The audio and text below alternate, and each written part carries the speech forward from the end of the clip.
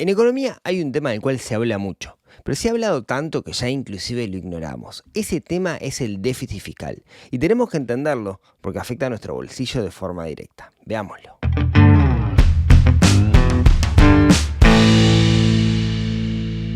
Imagínate que en tus finanzas personales, en tu casa, entra dinero por medio de tu salario. Por ejemplo, $1000. Pero al mismo tiempo tenés gastos. Gastás en el alquiler, gastás en luz, gastás en los servicios, salud, transporte. Y este mes en particular gastaste $1200. Te queda una diferencia de $200.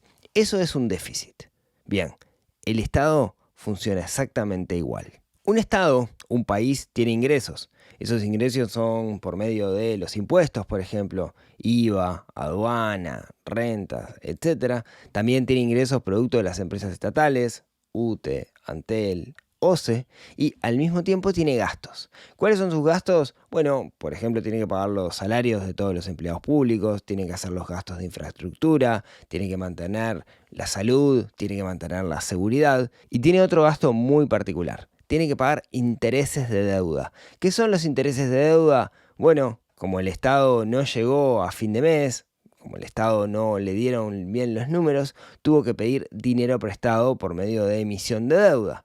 Y esa deuda hay que pagarla. Y esos son los intereses. No necesariamente que exista déficit quiere decir que la economía funcione mal. A veces el déficit es necesario. El problema es cuando el déficit se vuelve algo endémico, cuando siempre estamos gastando más de lo que ganamos. Vamos a ponernos un poquito técnicos. El déficit fiscal se define como la diferencia entre los ingresos del Estado y los gastos del Estado. Para tener un marco de referencia, se suele medir de forma porcentual con respecto al PBI, al Producto Bruto Interno, que son todos los bienes y servicios generados por un país. Entonces, si lo fuéramos a llevar a fórmula, podríamos decir que el déficit fiscal es el gasto menos los ingresos estatales. Si eso lo dividimos por el PBI y lo multiplicamos por 100, nos da un porcentaje. Y ese porcentaje es lo que se conoce como el déficit fiscal. El hecho de tenerlo en ese porcentaje nos permite compararnos con otros países. Por ejemplo, si un país tiene un PBI de 50.000 millones de dólares y su déficit fiscal es de 2.000 millones de dólares, entonces podemos decir que el déficit sería el 4% del PBI. Para topear el déficit fiscal, en el gobierno de la calle Pou se definió algo llamado la regla fiscal, un conjunto de topes que de alguna manera nos frenaban el hecho de endeudarnos demasiado justamente para tener controlado nuestro déficit. Esta regla se basaba en 3 pilares: resultado estructural, tope al incremento del gasto público y control de la deuda. La realidad es que hubo varios incumplimientos de esta regla fiscal. En el 2023 se incumplió y en parte fue dado por un contexto complicado, porque estábamos definiendo algo que en realidad no dependía tanto de nosotros como sino de afuera. Vino una pandemia, hubo una crisis hídrica, hubo guerras en el mundo, pasaron cosas y la regla fiscal no se pudo cumplir, a tal punto de que muchos actores están diciendo: che, ¿es necesario tener esto? ¿Vale la pena o habrá otra forma de controlar la cantidad de dinero que gastamos? En Uruguay el déficit fiscal es un tema omnipresente desde hace mucho tiempo. En la década de los 80 y los 90 tuvimos momentos muy complicados con respecto al déficit fiscal, después se hicieron algunas reformas y de un tiempo a esta parte venimos bastante mejor, pero seguimos teniendo déficit. Hace mucho que no tenemos un superávit fiscal. Eso es, si fuéramos una familia, somos una familia que siempre termina a fin de mes en rojo. Y la forma que tenemos de complementar nuestros gastos es con deuda.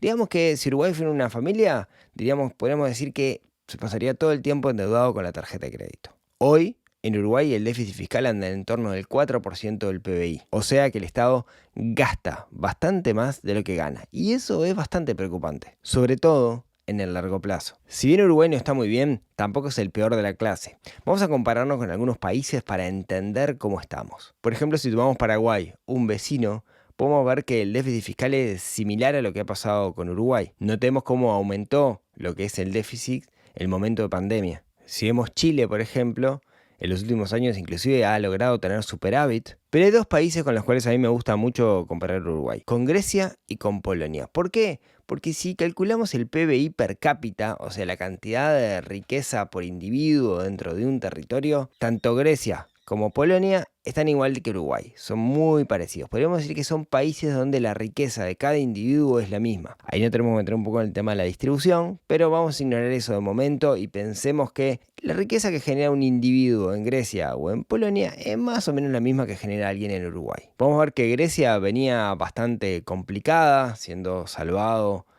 en varias ocasiones por el Banco Central Europeo, pero en los últimos años, a partir de ciertas medidas, mejoró bastante e inclusive ha logrado tener superávit fiscal, aunque, como todos los países, en la pandemia gastó más de lo que debía. Polonia es otro país interesante para comparar, porque como decíamos, el PBI per cápita es similar al uruguayo, y vemos que ha oscilado bastante. Si bien en los últimos años tuvo superávit, podemos ver que el déficit también fue bastante fuerte en las últimas décadas. Dato anecdótico, si comparamos Uruguay con la primera economía del mundo, si lo comparamos con Estados Unidos, en realidad Estados Unidos está mucho más endeudado que nosotros.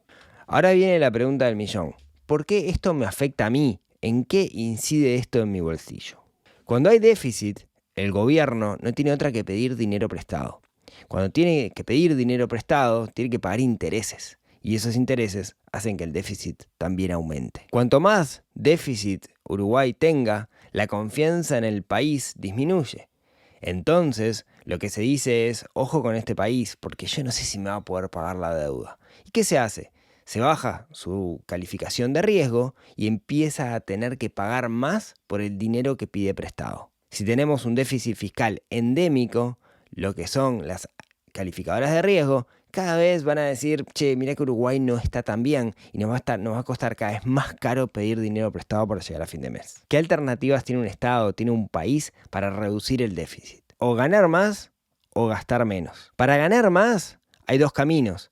El camino de los impuestos o el camino de la productividad, de que el Uruguay produzca más. Para gastar menos, achicar los costos del Estado o pagar cada vez menos tasas de interés o pedir menos dinero prestado. Por eso es importante entender, sobre todo en épocas electorales, que cuando viene un gobierno y hace promesas y esas promesas implican aumentar el gasto público, tenemos que preguntarnos, ¿de dónde va a salir ese dinero? Porque hoy estamos en números rojos. El problema no es que un año tuvimos un déficit fiscal. El problema, como decíamos, es cuando se vuelve algo endémico.